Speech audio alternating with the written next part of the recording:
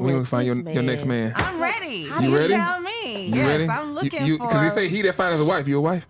I think I'm a wife. She been a wife. Like, what are we talking about? I don't know. I ain't been in a life. I ain't gonna tell you. Like, my thing is, okay, hold on, because they telling us to rap. Absolutely Rap. not. So, this whole, do you think you are a wife? Where do y'all That's get a good off at asking question. somebody that? Freddie, we usually start this show off with a little chit chat, but I'm a bit excited. So you want to tell us what's going on? Yeah, we got another special guest, and we got a very accomplished young lady in the building. Birdman Man, she been writing for a minute, and she a fellow HBCU person. You know what I mean? So I love to get them in the building.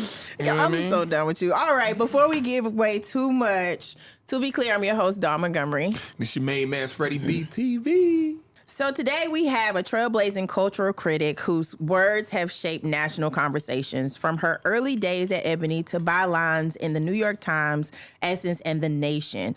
She's the former senior editor at Ebony and a co-host on the Mom and Dad Are Fighting podcast, which I think is adorable, and a fearless commentator on everything from feminism to Black Twitter. Jamilah Lemieux is here, and she's got something to say. Yes, sir. So first and foremost, Jamilah, one thing about us, we're going to check on our people. So let's do a temp check, right? How's your mental today? Oh, that's a great question. Today is not the best because I'm visiting New York, Brooklyn, where I used to live, and I've been here since Wednesday, and I'm leaving tomorrow. Gotcha. So the end of the trip, even though I've been coming out here like once a month and staying a week for a while, at the end of every trip, there's just kind of like sadness, like, oh, I gotta leave my favorite place, you know. But I'm happy to go back to my daughter, of course. I miss her, but yeah. Real quickly, what was Brooklyn for you? Oh my God, Brooklyn is and was everything. You know, I lived here for 13 years. You know, I became a writer here for real.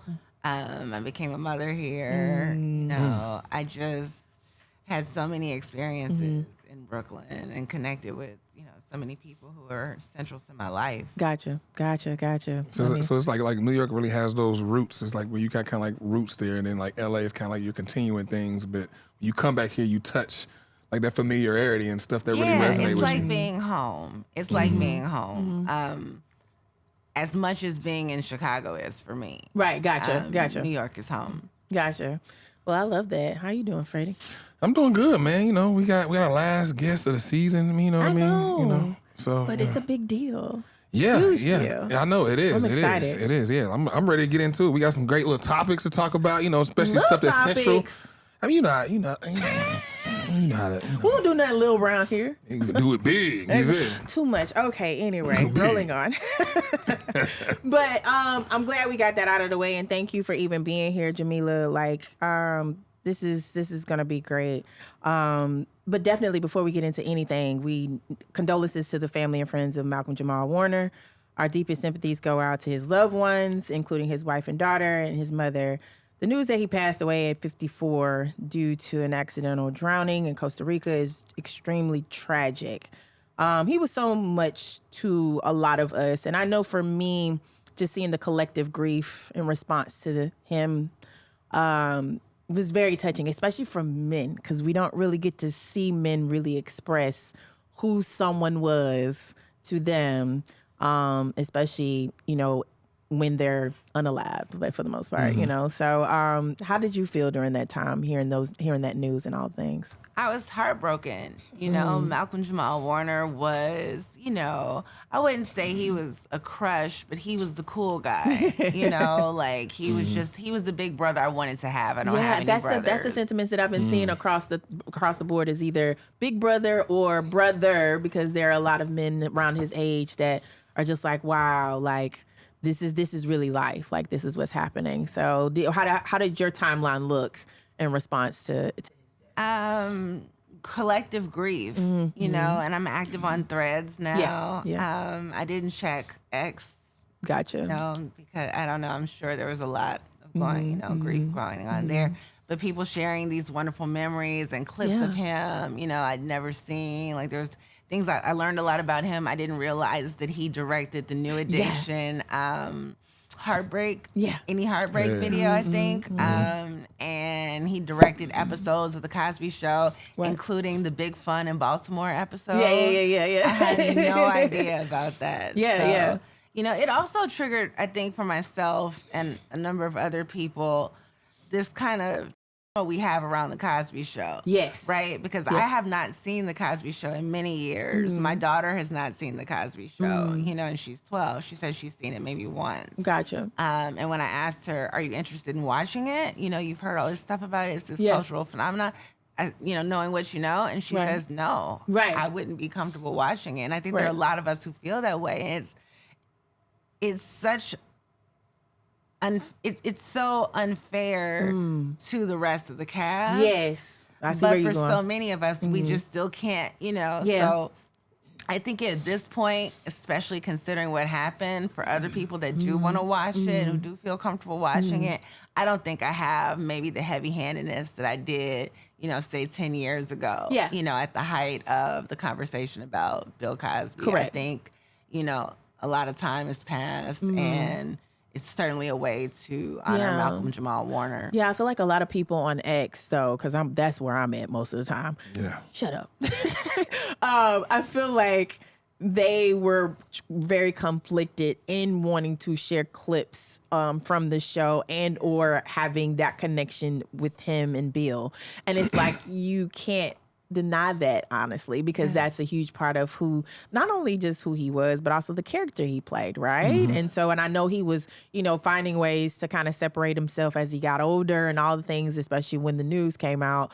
But I feel like there were a lot of people that wanted him to kind of speak out in regards to Bill. And I also told people I actually understand why he probably didn't. That could be very traumatic and hard for him. Yeah. No, I'm glad that he, you know, he was very calculated in how he responded, you know, when he was asked about Bill Cosby's allegations and conviction. Whereas Felicia Rashad was very dismissive. Correct. You know, and people were really hurt, you know, that this woman who we've admired for so many years, you know, could be so callous when speaking about, you know, potential victims. So I think it's better, like, I have to honor, you know, I think I definitely, you know, 10 years has passed, so everybody's more grown, but like, I have to honor the relationship that those kids in particular had to Bill Cosby, you know, and how he gave them, you know, something that few other young actors ever get to experience, you know, that kind of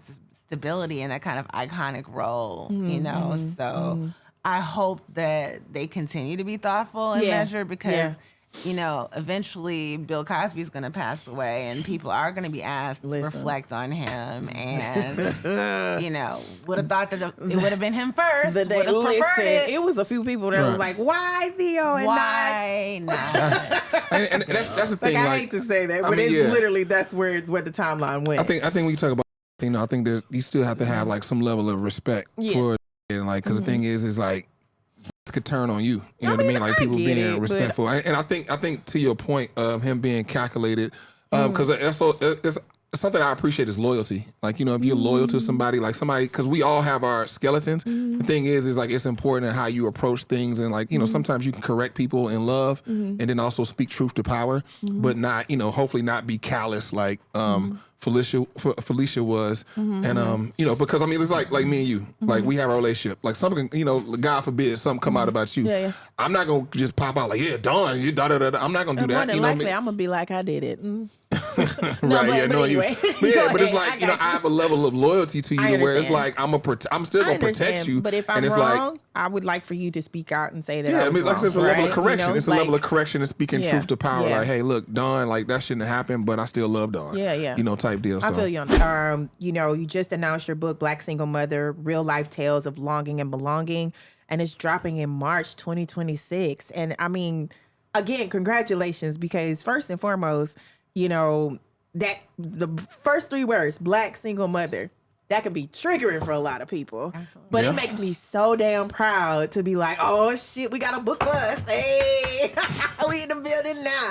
Oh, but how does it feel to know that you're getting ready to put this type of work out there? I'm excited. I want March to hurry up and come on. I just wanted to be out in the world. It took me almost 3 years to write this book, definitely longer than I expected. It's not the book that I set out to write, but it was the book that I needed to write. Gotcha. I want to change the dialogue around Black single motherhood. 72% of Black children are born to single mothers. We can't be the enemies of the community. Right. We can't be the villains. But for so long, that's exactly how we've been, cast by politicians, by rappers, by preachers, movies. Your favorite director, Tyler Perry? Tyler Perry, you know what? I said that for you. I think she know why I said that. 2 words I was avoiding. She know why I said that. I'm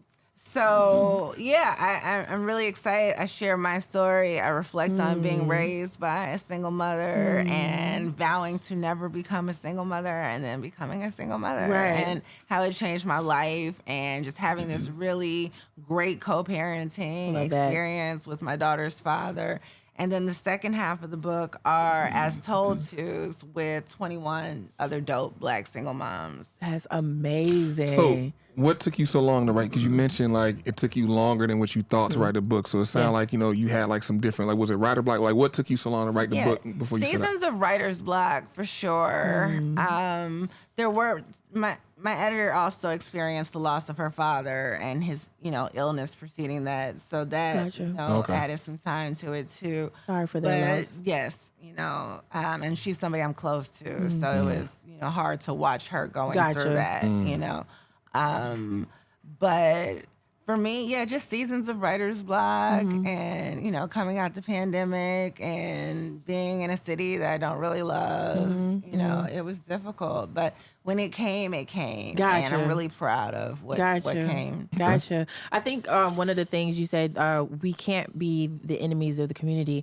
That's something that I see consistently on like Twitter. Like it's a topic comes up about Black single mothers, and I see myself almost really waiting to see what the response is, and then maybe sitting back and saying, okay, how do you want to present yourself in this conversation? Because a lot of times, me and Freddie talk about this consistently through the show.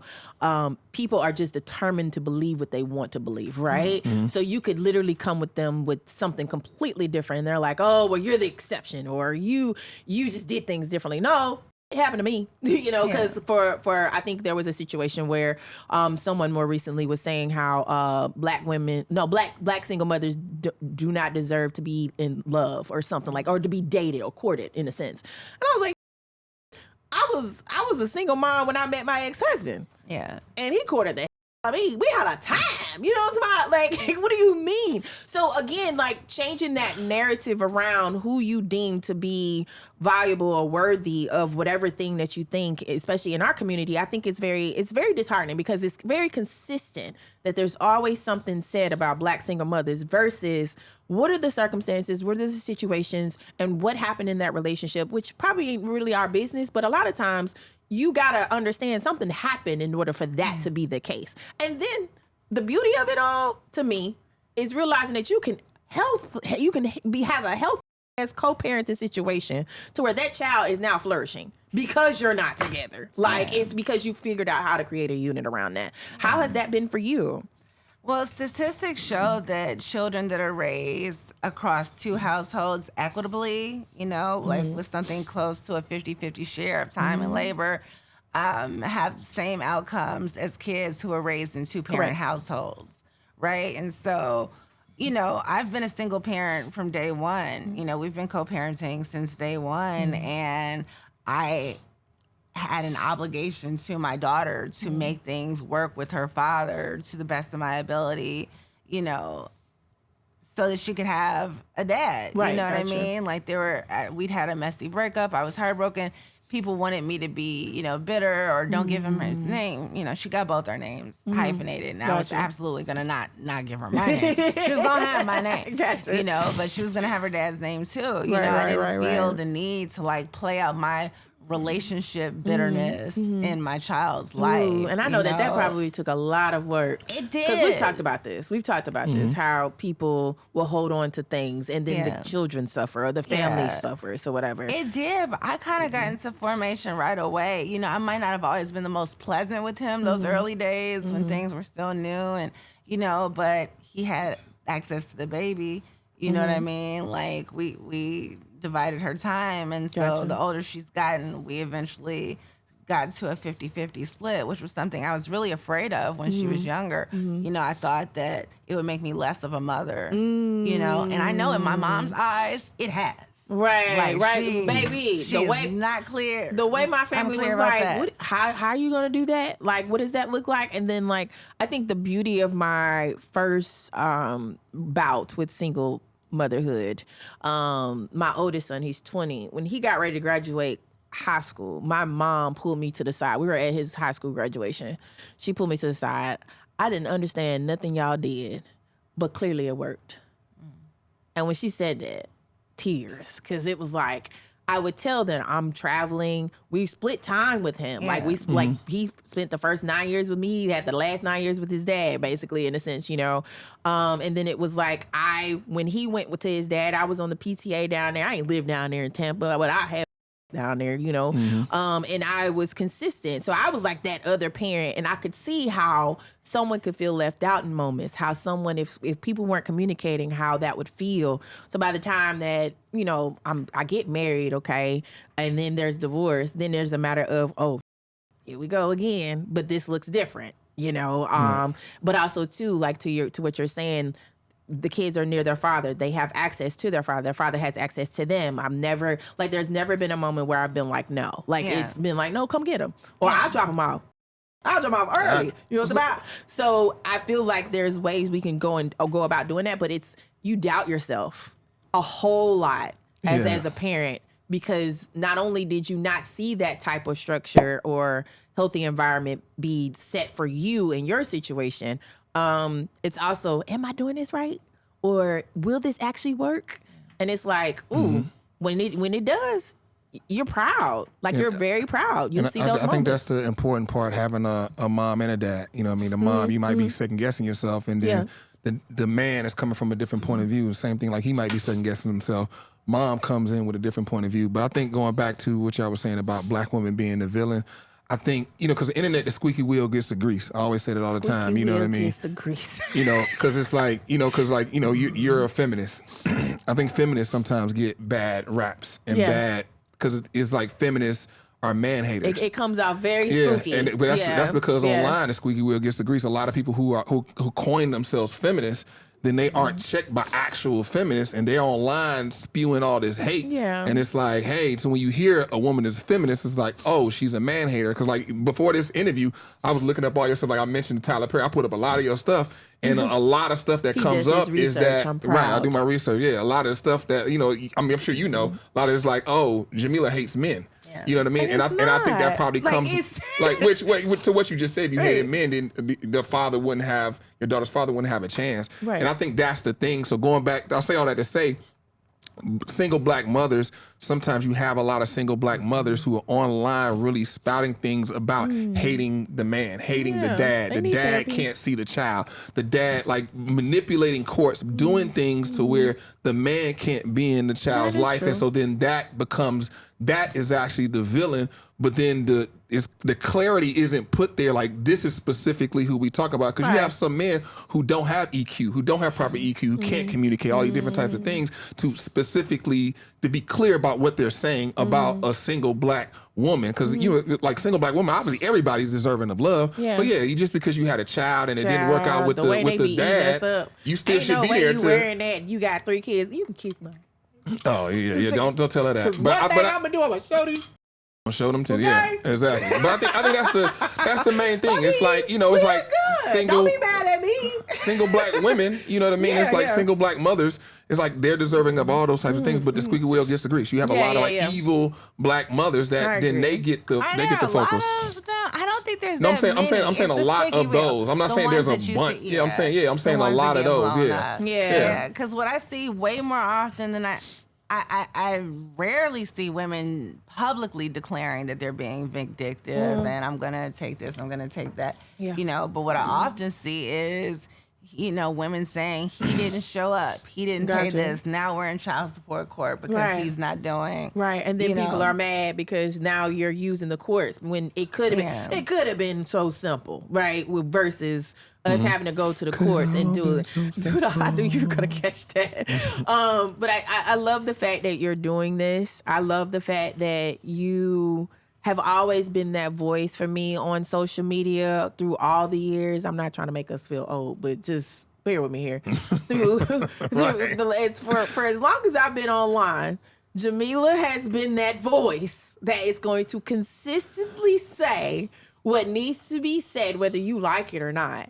And I have the utmost respect for people that can own that and really platform that and push that forward. And so for you to even do this, it's like, I'm so excited for you. I'm excited for myself because I can't wait to read it. I can't wait to give it to other young women who are thinking about having children and those that aren't thinking of having children, because I think they need to read these stories so that they can understand how they can be a part of the community and village. Yeah, that's my question. Like, who's your book for? Is it for just single Black mothers? Good or question. Does it expand out of that? And then if so, why? My book is it's for everyone. I want everyone to read. Get the book. Buy the book. Buy the book. But, you know, at the center of this book are Black women, particularly Black single mothers, you know, but I think that women who are mothers, whether they be single or not, you know, who might not be Black, will see shades of their experiences in this book too, you know. But I also think, so like if my primary audience for the book is Black women, my secondary audience are women who are not Black and Black men. Right? Like there's a chapter, the longest chapter in the book is about Black men. I love that. You know, it pivots away from single motherhood and it talks about some of the experiences that Black women and girls are having at the hands of Black men and boys. You know, street harassment, which started for me at the age of 12, my daughter's age. You know, and this overall challenge that we have in our community, which is the pervasive belief that Black men have it so much worse than Black women. Okay, yeah. Right? There are so many people that are convinced, you know, Black men have it so much harder. That's why when people talk about having a Black boy, you know, oh my God, the scariest thing in the world. Oh my God, I can't believe, you know, I'm so scared to have a Black boy. I'm so scared to have a Black son, you know, without acknowledging the fact that like your Black girl is guaranteed certain traumas too, based on her being a Black girl. Like her experiences are not necessarily going to be that much better, and it's not a contest. You know, like I'll never I'll never say who has it worse. We have it different. You know, oppression. Exactly. Yeah, oppression Olympics can get like it's not productive. We have it different. I think what happens is we like need Black men to step up to a certain level. We need things from men that we don't necessarily need from. I think men have a greater responsibility to show up than Black women, and it's really like equipping them. Like, hey, we need you as a Black man. Like you got to show up. You got to get different things. Like you got to represent in a particular way that you know. I would say that I wouldn't necessarily put that much effort and energy on the shoulders of a Black woman. Because like when do Black women relax? You find out, let me know. Cause brother man. It's rhetorical, you know. No, I mean, but it's something that our community really needs to think about. And what does rest look like? Because rest necessarily may not be sleep. It's just being able to just sit down, relax. Like, because I know for me, if I can sit down on my couch, oh, I'm good. I am really good. I love my couch. I love my office chair. I want to be there. So thank you so much for this. Thank you for your voice. Thank you for this book and what it's going to do and how it's going to be so impactful to our communities. I don't know what else to say to you besides I need to hand you your flowers. Yes. For sure. No, physically. Like, I need to hand you your flowers. Aww. She's like, thank you. Girl, we got real flowers on here. So thank you so much. And I have a card for you as well. Oh, thank you. Just a little note for my girlie. Thank you. And thank you always for just being front and center, because that visibility can be hard. I understand that more than you know.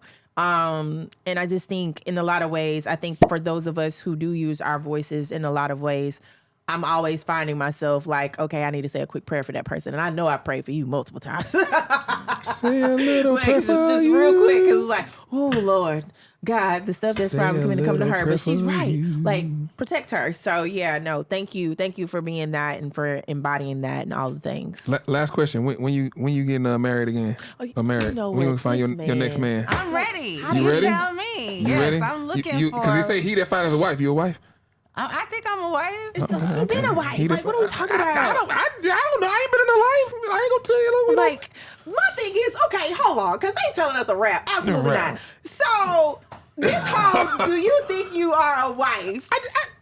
Where do y'all That's get a good off at asking question. somebody Yeah. that? Because We just at asked any temperature check. time, at any time, I can be that. You know what I'm talking about? Like, we not just what? Some men ain't husband. You just because you're a man, I mean you husband. Just because you want me. You know what? Let's end this show, guys. We will be back next Tuesday with another action-packed episode. It's the last one. It's the season finale. Yeah. So you don't wanna miss it. Not the season Go to finale. our TikTok. To be clear on TikTok, we To Be Clear TikToking pod. over there. Jamilah Lemieux right here. Yes. Thank Dawn you for being Montgomery. here. You know me. FreddieBTV. Yes. We'll see y'all later. Bye.